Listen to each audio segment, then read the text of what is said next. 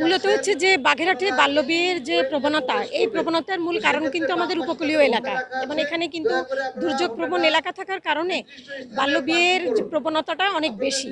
বিশেষ করে যে বিভিন্ন রকম যে দুর্যোগগুলো আসে তখন কিন্তু অনেকটা পরিবারই কিন্তু মাইগ্রেটেড হয়ে যায় এবং তার কারণে কিন্তু বাগেরহাটটা বেশ একটা ঝুঁকিপূর্ণ এলাকায় পরিণত হয়েছে। এখন আমরা আমাদের এই যে ক্যারিয়ার ফেস্টিভ্যালটা করা হচ্ছে এবং বিভিন্ন ডিপার্টমেন্টের যে পরবর্তীকালের লেখাপড়া শিখে তারা প্রফেশনে নিতে পারবে, আমি মনে করি এটা একটা ফলপ্রসূ ব্যবস্থাপনা এবং ইউএনএফপিএ, ইউনিসেফ এবং মহিলা বিষয়ক যৌথ উদ্যোগে সকল ডিপার্টমেন্টকে সাথে করে নিয়েই কিন্তু এই ক্যারিয়ার ফেস্টিভ্যালের আয়োজন করেছে এবং আমি মনে করি যে এরকম ধরনের ফেস্টিভ্যাল ছাত্রছাত্রীদেরকে অনেক উৎসাহিত করবে এবং তারা স্বতঃস্ফূর্তভাবে এখানে অংশগ্রহণ করছে এবং তাদের যে চিন্তা চেতনা, আমার মনে হয় যে এই ক্যারিয়ার ফেস্টিভ্যালের মাধ্যমে অনেক পরিবর্তন হবে এবং আগামীতে বাগেরহাটকে বাল্যবিবাহ মুক্ত একটা জেলা হিসাবে আমরা প্রতিষ্ঠিত করতে পারবো বলে আমি আশাবাদী।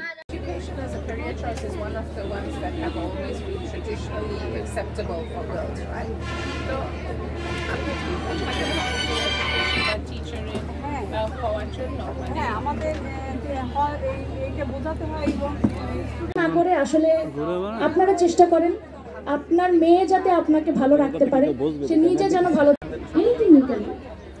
তো আমার আসলে আমার লাইফের একটা স্টোরি আমি বলতে চাই, এটা তোমার সাথে ডেইলি লাইফই হচ্ছে, আমি স্ট্রাগল করে যাচ্ছি স্টিল নাও। তো ওই জায়গা থেকে এই ধরনের অনুষ্ঠানে আসার সুযোগ আমরা খুব কমই পাই। এখানে পরিসরটা অনেক বড়। এখানে এসে আমি আমার সফল পূরণ করতে, আমার পড়াশোনা কিভাবে করতে হবে, কোন কলেজ থেকে আমি সেটা কিভাবে করতে পারি, এটা সম্পর্কে নানান ধরনের তথ্য জানতে পেরেছি। বাল্যবিবাহ যে প্রত্যেকটা মেয়ের জীবনে একটা অভিশাপ, সেটাও জানতে পেরেছি। আমাদের বিভিন্ন ধরনের সচেতনতামূলক কথাবার্তা আমরা এখান থেকে জানতে পেরেছি, এটাতে আমরা উপকৃত হব। কোনো একটা স্টুডেন্ট লাইফে যে প্রতিভাগুলো ওর প্রকাশ ঘটাতে চায়, সে যে সেক্টরে যাইতে চায় সে সেগুলো জানতে পারে। এখানে বিভিন্ন ধরনের সেক্টরে কোন কোন কাজ করে কিভাবে জীবনে সফল হওয়া যায় সেগুলোর বিভিন্ন ধরনের বিষয় জানা গেছে। এখানে বিভিন্ন মানুষ এসেছেন, তাদের সঙ্গে পরিচিত হয়ে খুবই ভালো লাগলো এবং এই অনুষ্ঠানটা খুবই উৎসাহমূলক। এটা নারীদের এগিয়ে যেতে অনেক সাহায্য করে। একটা সম্ভাবনার উৎসব, যেখানে আমরা পুরো বাগেরহাটের প্রত্যেকটা স্কুল থেকে এসেছি। মূলত এখানে মূল টপিকটা হচ্ছে বাল্যবিবাহ প্রতিরোধে আমাদের কি কি করণীয়, ভবিষ্যতে আমাদের কর্মপরিকল্পনা।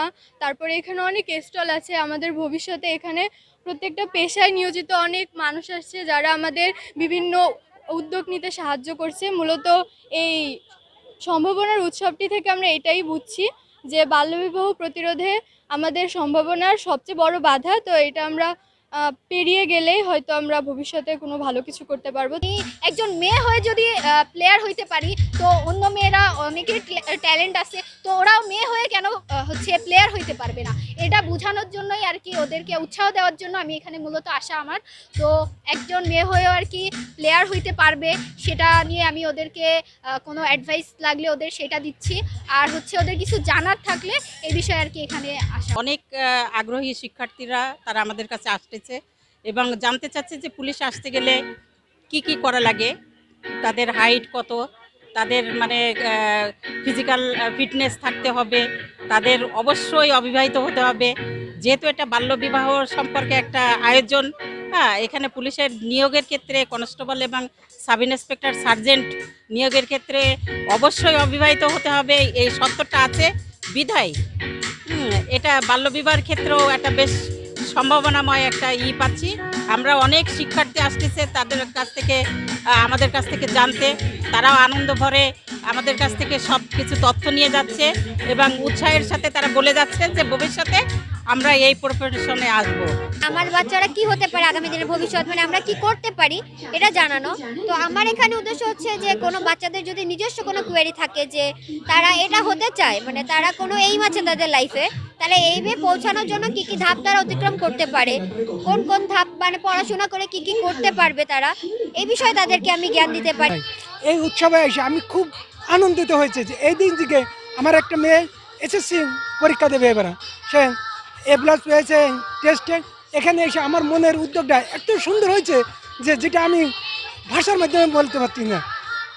তাকে সামনে কিভাবে এগিয়ে নেব, এই জায়গায় এসে আমার সেই মনের একটা আগ্রহ বেড়ে গেছে।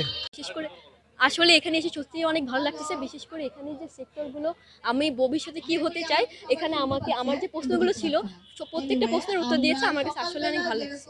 এখানে এসে আমাদের সবাইকে দেখছি, আমাদের ভালো লাগছে। আমরা ভবিষ্যতে যে পেশা নেব তার ব্যাপারে আমরা জানতে পারছি এবং কোন ইউনিভার্সিটিতে আমরা ভর্তি হতে পারবো, আমাদের ভবিষ্যতের পেশা কী হতে পারে তাই নিয়ে আমরা জানতে পারছি।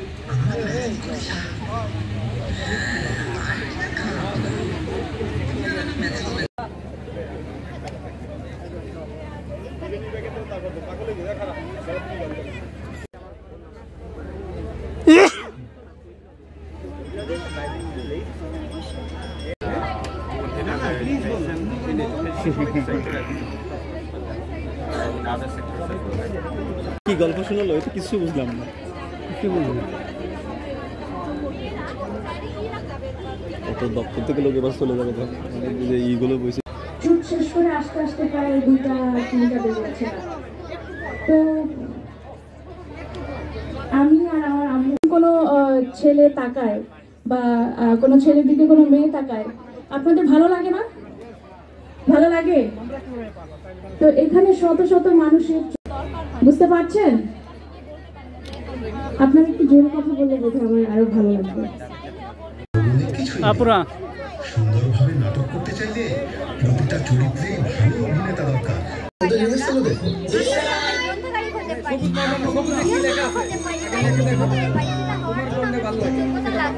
এখানে আমার সেইগুলো আছে, এছাড়া আরো এডুকেশন সেক্টরে আরো অনেক পেশা আছে।